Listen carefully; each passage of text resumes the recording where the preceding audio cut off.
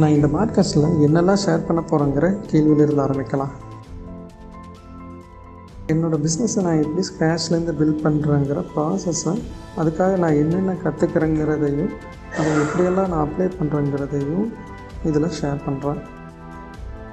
என்னுடைய தனிப்பட்ட அரசியல் மற்றும் ஆன்மீகம், அறிவியல் சார்ந்த என்னுடைய நாலேஜையும் நான் எப்படி இது எல்லாத்தையும் ஒரு ஃப்ரெண்டுக்கிட்ட சொல்லுவானோ அதே மாதிரி ஒரிஜினலாக இதில் அப்லோட் பண்ணுறேன்.